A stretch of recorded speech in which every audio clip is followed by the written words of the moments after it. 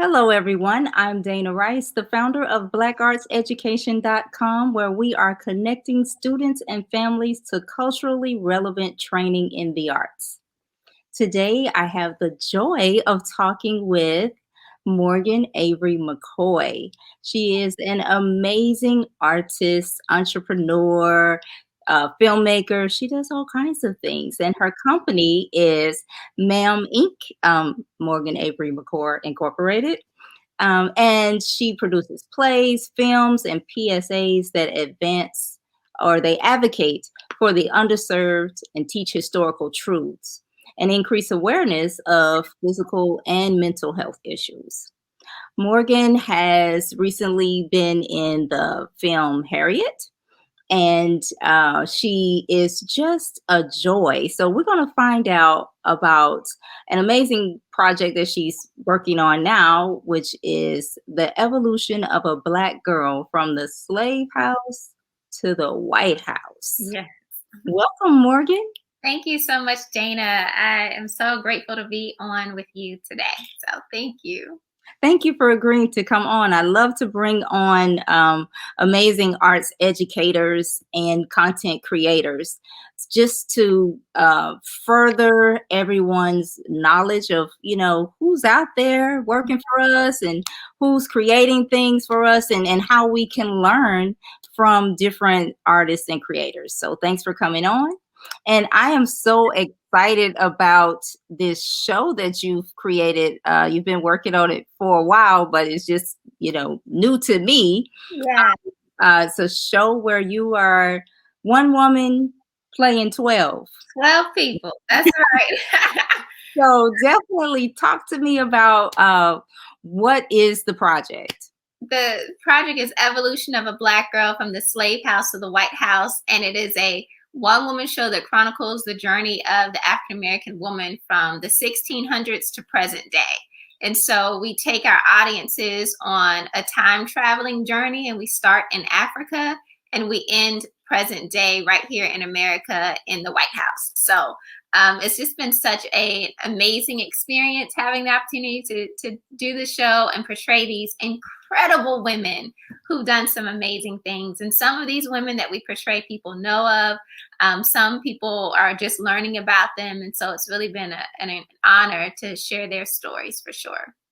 Awesome. So who are the women or the main women? I guess they're all main, but tell us some of the women that are in here. Yeah, so we play 6 fictional characters. And so we combine the stories of real women who have done amazing things. And so we have 6 real women and 6 fictional characters that are portrayed, but even the fictional characters are based on historic truth. So the names that you would know of, I play Madam C.J. Walker, Rosa Parks, Coretta Scott King. I also tell stories of Michelle Obama as well as Kamala Harris now as our vice president. So that's been really exciting to be able to share a monologue about her and what personally seeing her in this office, how that impacted me and encouraged me in the story of Evolution of a Black Girl. So, but we also, deal with the Harlem Renaissance. And so I play a blues-esque character that combines Josephine Baker's story and Ma Rainey and Mamie Smith and Billie Holiday's stories all in one. And because as I was researching, I couldn't pick. And so I wanted to share about artists in that era who were incredibly talented, but kicked out of restaurants after they performed and had enough money to buy many of the restaurants that they were kicked out of, and just kind of sharing those stories of heartache and artistry. And so I created a character that combined those individuals. So we play a lot of, and I say we, it's me, but it's a lot of different women, and it's just, and Maggie Lena Walker, she's a Richmonder, and people outside of Virginia sometimes didn't know about her story. And she was the first African American female president of a bank, and she integrated the Girl Scouts, and was just an incredible woman. And so it's been a blessing for me to be able to elevate that story too. Not all of us is able to start businesses like Madam C.J. Walker, become presidents of banks like Maggie Walker. Most of us had to work as nannies or seamstresses. Some of us taught, but most of us struggle to make ends meet because after all, you was just a black girl. Oh, but if you could sing, dance, smile real pretty, you had a chance to make it in show business. Clean somebody else's house for the rest of my life. Are you kidding me? I'm too cute for hard labor. Mm-hmm. See, I was going to dazzle crowds like Josephine Baker, sing like Ma Rainey, Mamie Smith, wear furs like Billie Holiday, become a household name like Lena Horne or Pearl Bailey because I had it. Y'all know what it is, right? It is the ability to make white people money. Because if you can make the money, they ain't see black. All they saw was green. And I ain't had no problem in a green money-making machine as long as I was getting some of that green. Because, see, music transcends cultures and connects society. But you know the crazy thing is, they would sing my song on the weekends, but they didn't even want to shake my hand. You know how hard it is to sing your heart out at a place you can't even sit in, or to be escorted at a cafeteria you got enough money to buy. See, we sang from real pain, real love, real loss. Now, some of us use our fame to fight the cause, and others of us resorted to recreational activities to ease the pain. We saw something in November. We saw a beautiful woman of color in her white suit give an acceptance speech.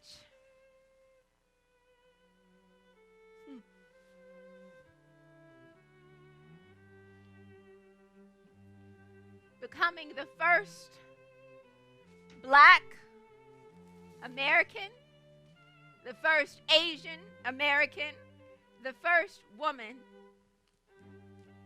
to be elected in the vice presidency.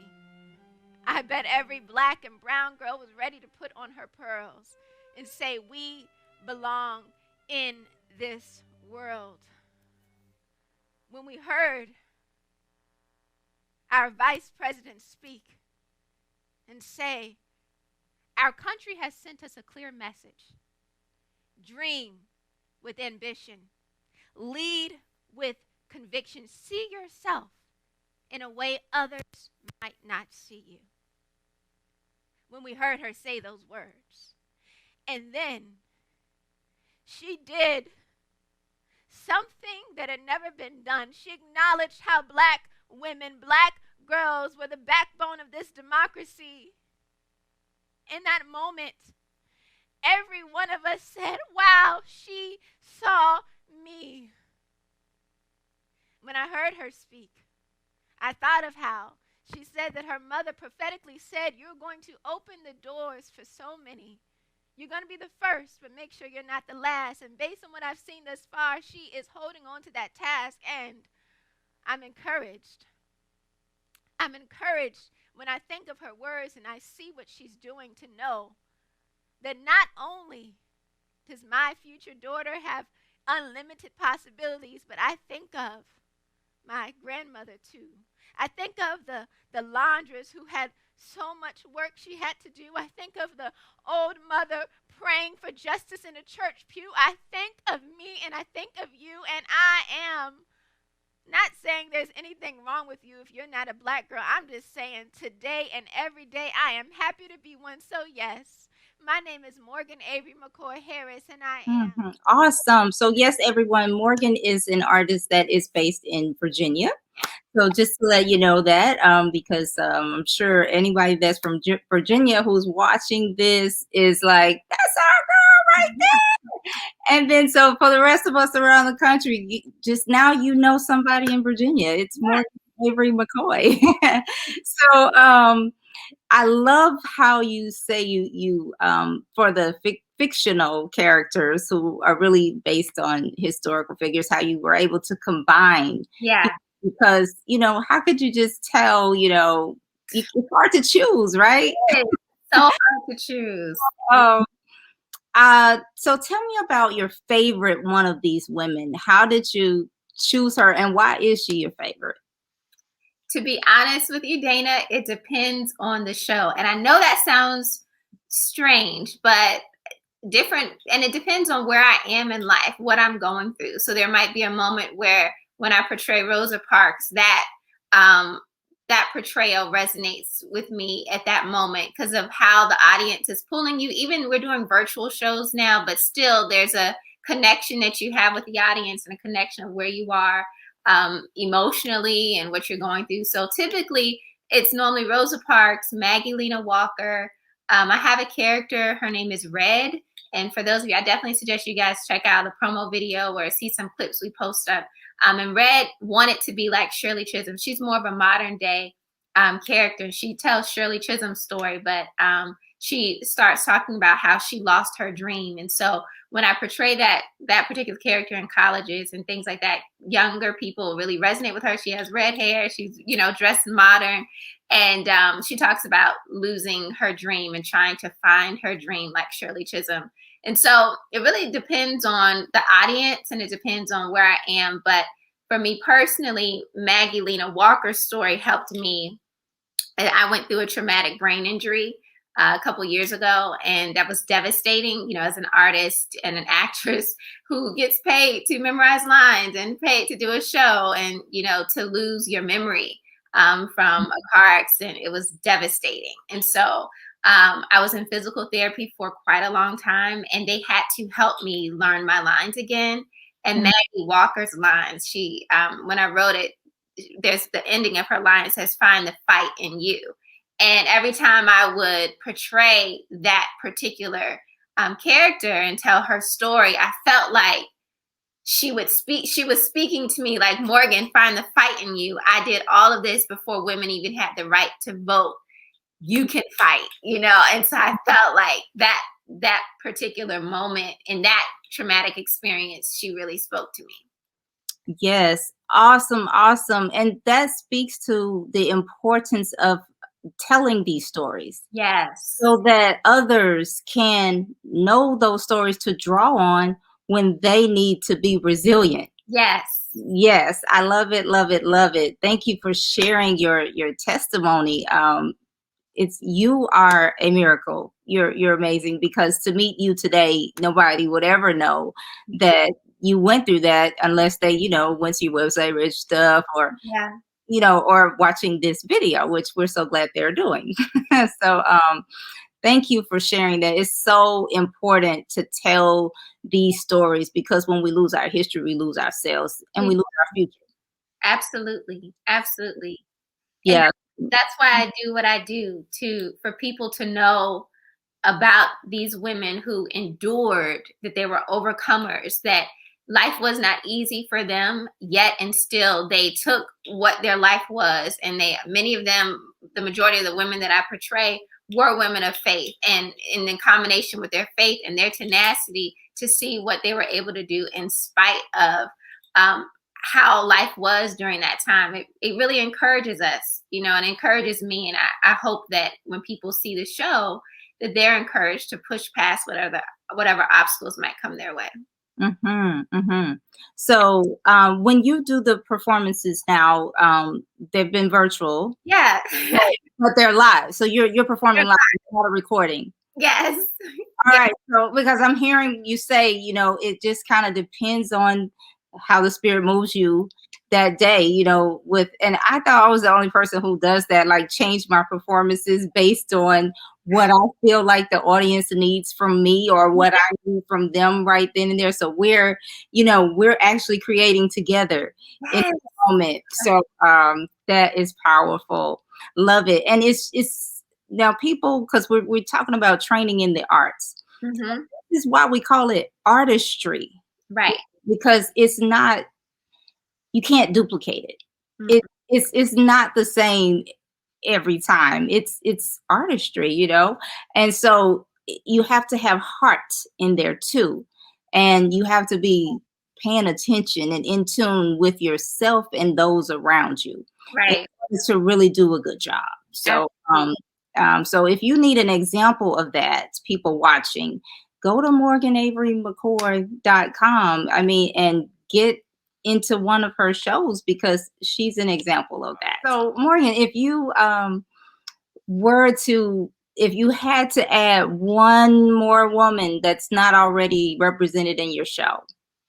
That's such a hard question because every time I do the show, we've done the show over 300 times. And every time I do the show, someone will say, have you heard about, and they'll give me a suggestion of someone else. And so we have this list of all these incredible women. Most recently, I recently did a video on Elizabeth Keckley, who was, especially after the inauguration, and having, so many African-American designers represented.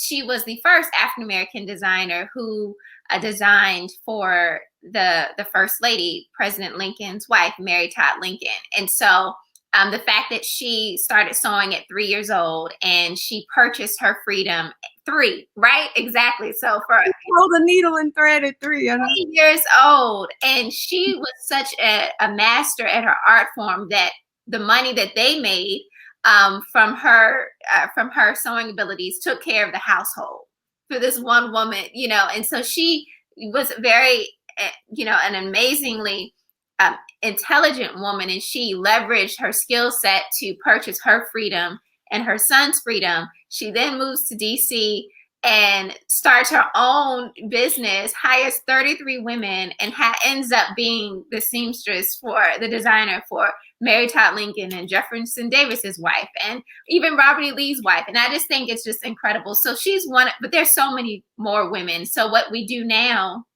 because I realized that within the stories, I only have an hour in my show. And so we tell 12 different women's characters, 12 different women's stories. But as I'm portraying these characters, I try to add another individual as they're talking. So you learn about some other people during that time period. But again, we have so many more women who've created things and done amazing things in history. So weekly, I do videos, little short videos teaching about these women, and I'm portraying them, or one of my characters is telling their story. I just kept getting such great feedback from my audience. And so I wanted to be able to tell these stories too. So that's kind of what we do. And that's what we're going to be doing on our podcast too, sharing some of the stories that we don't get to tell in the show. Oh, there's a podcast coming. Yes. Let's talk about that. Yes, Evolution of a Black Girl podcast is going to be an opportunity for us to share some more of African-American history, and specifically women who have done incredible things. And then talking to the historians, talking to some family members, talking to experts about these women. So it'll be a combination of storytelling as well as history being shared, and opportunities for our audiences to learn more, because we have great conversations after the show. Our Q&A sessions could go literally for hours, but often, because we're at a theater or it's a corporate event, and so there's a certain amount of time that's allotted. And so that 15 minutes is not enough for most people. And so we're doing the podcast to really give people more information that they can utilize and share with their community, and also just to continue to encourage themselves. So we're really excited about that coming out in the spring. So guys, stay tuned for sure on how you can listen to Evolution of a Black Girl, learn, and celebrate these amazing women. Love it, love it, love it. Everybody, it's so important to take advantage of the multiple formats that we can learn now. History doesn't have to be confined to a book. Right. We have podcasts, we have, live performances, which are coming back after y'all wear the mask. Okay. Yes. But there's so many different ways. And so there's really no excuses for not being able to get the knowledge. Okay. It's out here, and just come to blackartseducation.com and similar outlets, and it's all here for us. So you've been doing this, so 300 shows. Is it I think it's your 6th year, or when did you start this? So yeah, we started part-time. 2013 is when I first started the show, started writing the show, and had my first production, and it's evolved significantly since then. But 2013 is when we first started, and it's just been amazing to see what's happened since that time. It's been pretty incredible. Awesome. And so the show, has support from Lou Gossett Jr., the Academy Award winner, right? Yeah, that was just such a miracle. It was such a blessing. At the moment, I had been in 2013 when I first started touring the show, wrote it and started touring it. Didn't know what I was doing at all, but I just felt like this is what I'm supposed to do. And in one of those dark moments, and I know those moments where you're like, should I be doing this? Am I in the right direction? I get a call from Lou Gossett Jr. and it just was mind blowing. And he said, I heard about your show. I just checked out your website. I looked at some of the videos and I just want you to know I'm so proud of you and continue to do what you're doing. And I just was like, oh my gosh. And he said, let me know if there's any way that I can help you in the future. And that was a voicemail that I had that I kept for years. And then in 2015, I had an opportunity where I was booked to go to over 30 college campuses. And it was an event called APCA where you connect with programming coordinators of colleges.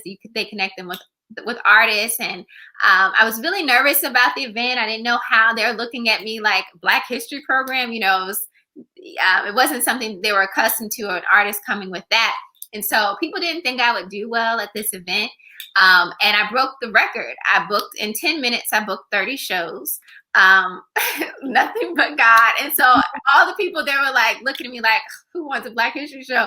They all were coming up to me afterwards. And I just didn't think it through though. I was new to this, and, you know, understanding business is so important as an artist. And so I had all these people that booked me. And I, you know, was going to Texas and Chicago and all these different places. I'm like, yes, we're going 2015. And I realized I didn't ask for deposits.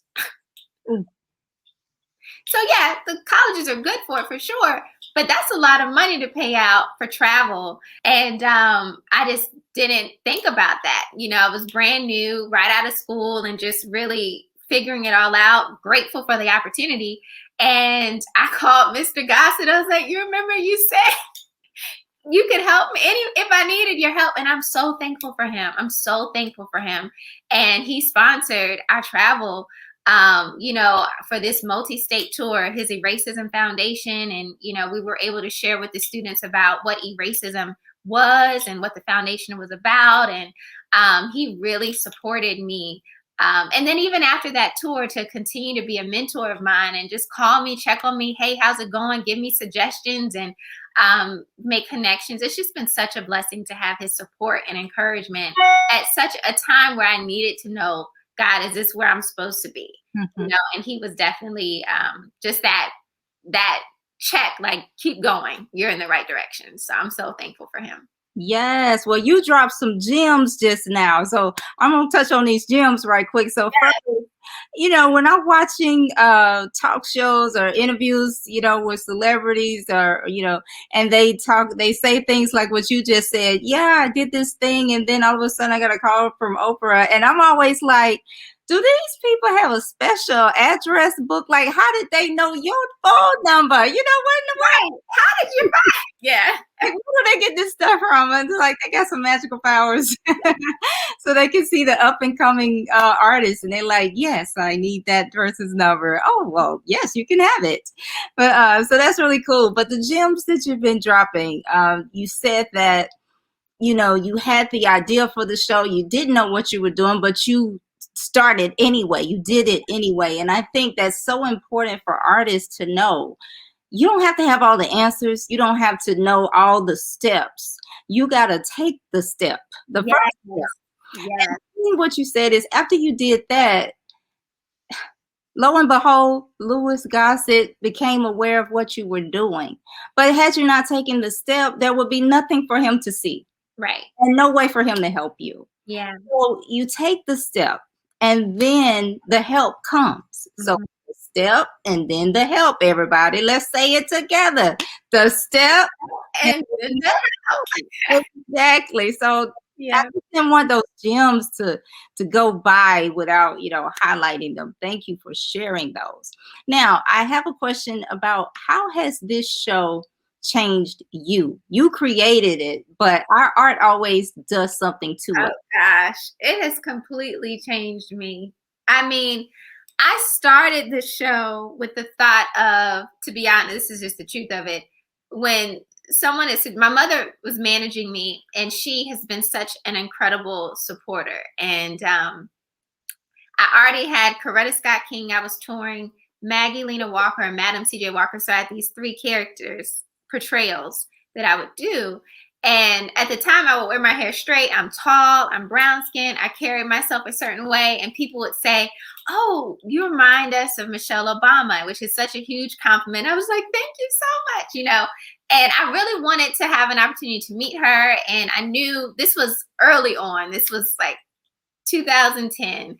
And I knew that one day there would be a movie about her life. And so my mom was like, "Well, Morgan, maybe you should do a character on Michelle Obama, or maybe do a whole show about Michelle Obama, and somebody's going to have to see you." That was what my mom was saying. I said, "Well, I don't know whether I would do a whole show."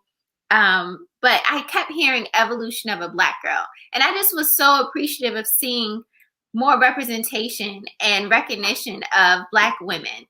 And I realized that there were so many women who we don't know what they struggle with them. And so I just kept hearing evolution of a Black girl. And so I started researching and putting together the show, but in the process of researching. So the original goal was to meet Michelle Obama. But as I was researching, I changed. My life changed, you know, because I come from the microwave generation. You want everything now. But as I was reading about these women and the amount of suffering and the amount of sacrifice and diligence that they had and patience that they had to make the change they wanted to see, it changed how I looked at things. It changed my work ethic. It changed how I approached situations and how I felt about the skin that I was in. Evolution of a Black girl made me even prouder Black girl. And so I'm so thankful. I feel like God just kissed me and just was like, "Morgan, this is for you." And when I first did the show, I didn't know where it was going to go. I didn't know I would travel as far across the country with it. All I knew was that this was something I was supposed to do. And I personally was just like, I'm better for it. But then to see how so many other people's lives equally have become better for it, I'm just amazed. But I am definitely a better person. I am a better daughter, a better wife, a better artist, a better friend, a better teacher and advocate as a result of these women's lives and learning about what they endured and sharing their stories. Oh my gosh, I just feel all of that. Just listening to you talk about it is like giving me all the feels. You have you have many programs, but another program that you have that's near and dear to your heart is what is it? Finding the Harriet in You. Yes. So I had the amazing honor of playing a small role in the Harriet film, and I just was so grateful. Hold on. Y'all, she said it was a small role, but let me tell you, I was watching. Okay, I had met not Harriet. I had met Morgan a few months earlier, or about a year earlier, before the movie came out, and she's just one of those people. And if you've been watching this for the last few minutes, you know that she's distinct. You know, unmistakable. So I'm watching Harriet, the movie. I had no idea that she was in it, right? And you know, you're watching a movie and you go off and get you a snack or something, so you're not looking at the screen the whole time. Well, all of a sudden, a new character's voice comes in, and I know this voice, and I'm like, that's not like Morgan Avery McCoy, and I go to the screen and there she is, and I'm like, you got to be kidding me, right? Okay, I just had to tell y'all that. You can continue now, Morgan. Honor. I felt so honored to I played the character Jessie in the Harriet film, and I just was honored to be on set to be on the set to honor a hero that I have admired all of my life. It was just such a blessing. So I was on a panel. It was a lot of screenings for the film, and I was at an Asala meeting, and I was on a panel talking about my part in the film and about Harriet Tubman's life as a storyteller. And someone said, who is the next Harriet Tubman, Morgan? Which sounded like such a great question. And at that moment, and I really believe this was the Lord, it just was like, I think the question needs to be, how can we find the Harriet in us? And it just came out. And after that moment, I started to think about, how can we find the Harriet Tubman in us? Because obviously she was a hero. She was, brave and courageous and selfless and did amazing things. And we always want to find the next person who can be like that, when we need to be the next person. Instead of asking for someone else to do it, how can we do it? What changes can we make in this world? And that's what Harriet Tubman believes. And one of the things she is quoted as saying, that you have the power to change the world. And I think if we shift our mindset, instead of always pointing up and looking up to, putting people on pedestals and like pointing to them, and saying they did a great thing. Yes, they did. But how about let's step up instead of just point up? And so Finding the Harriet in You is a program to encourage people to step up, and we investigate and look at Harriet Tubman's life and some servant leadership characteristics that she had, and how we can implement them in our lives to be the next Harriet of our generation, to be the next hero of our generation. And I'm very passionate about it. It took some soul searching and a lot of introspection, a lot of research, and about her life as well as myself, because you don't want to do a program and then not actually be doing it yourself, implementing it in your own life. So it's been a really cool experience. Awesome. And this program was presented at the Smithsonian, right? Yes, it was for their virtual Take Time Thursday. So we had people from all over the world actually join in to Finding the Harriet. And that's been a neat thing about this virtually. Of course, the pandemic has been tragic and impacted us all greatly. But one of the good things in it is being able to connect with people that you wouldn't necessarily be able to connect with. So yeah, we did it for the Smithsonian, and we've been doing it for a lot of different schools and just different communities that want to empower their audience. Awesome. And now, what age groups are the target for the program? Yeah, that's a great question. We actually have different versions of everything that I do. So Evolution of a Black Girl and Finding the Harriet in You, I have an elementary school version of the show. I have an elementary school version of the program. I have a middle school version, high school version, and then an adult version. And that's because I think that we really need to start young, empowering our young people and educating them. But you know what? As an adult, I realized that adults need to be educated and empowered and encouraged too. And so we need to continue to grow and learn. And so I'm very intentional about making sure I have programs that cater to the audience specifically. So from the babies from the nursery school to the nursing home, we can cover all the basics. So everyone. Oh my goodness. Everybody who's been familiar with blackartseducation.com and Dana Rice knows that this is my kind of artist right here. Because when people ask me, well, what do you do? I say, what do you need? What do you need? Yes. So that's what she just said. I asked her, who was it for? She said, well, who do you have? So I love it. I love it, love it, love it. Okay, so as we close out, I could talk to you all night, but as we close out, how can people book your shows and services, or how can they, if they want to ask you a question, how can they do that? Yeah, please connect with me. MorganAveryMcCoy.com is the best way to reach out. My social media is the same, Morgan Avery McCoy on Facebook, as well as Instagram, but definitely reach out to the website. There's a booking request form, our contact information. My email is info@morganaverymccoy.com. And please reach out. Any questions that you have, we would love to answer them. And if I could be of service to your community, we'd love to bring the show or our programs to you. But I just want to say thank you, Dana, for what you do. And empowering and educating people, and it's just incredible, and you're just such a light. So I'm so thankful to be connected with you, and I'm excited about Black Arts Education and how you are helping the next generation. Thank you, thank you, thank you so much. We're gonna close out, but before we do, I have to tell you about the jewelry that I am wearing tonight Yes. or today. So it is from a company that is called From the Diaspora, and the designer is from Kenya, or she is in Kenya.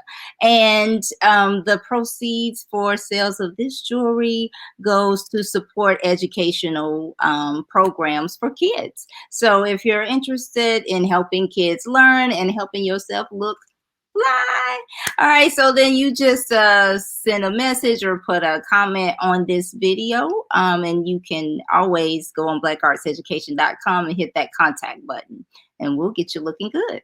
So thank you so much, Morgan, again, for all the work that you're doing.